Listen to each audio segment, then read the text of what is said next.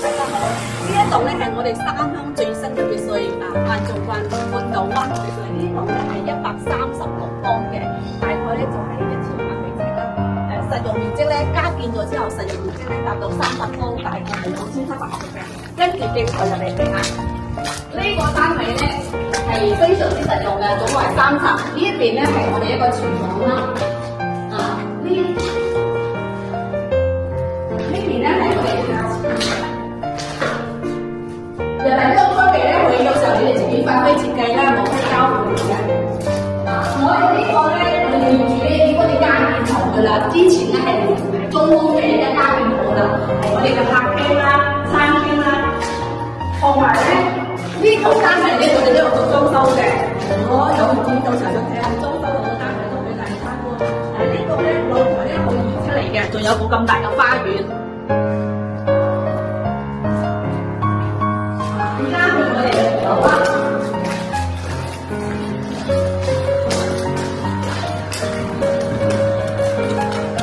總共咧佢有4間房，而且每間房咧都可以有獨立嘅洗手間嘅，每間房咧都好大好闊落嘅。呢度係第一間套房，主廁。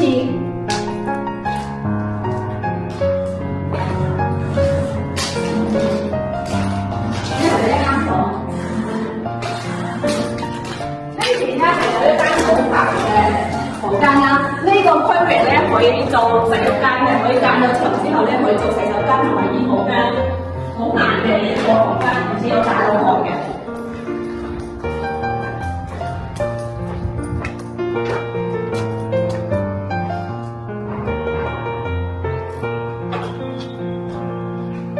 跟住鏡頭嚟到我哋第3度啦，3間層。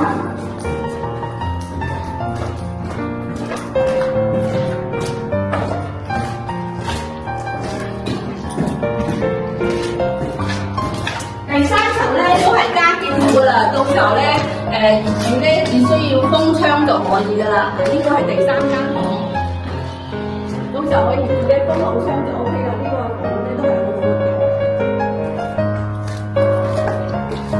呢層咧係第4間房啦，呢個區域嘅一樣就可以做洗手間同埋衣帽間嘅。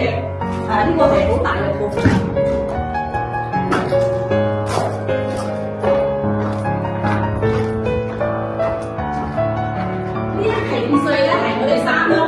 最新嘅一期別墅，嗰字咧喺高峰期嗰時價位咧係好貴好高嘅。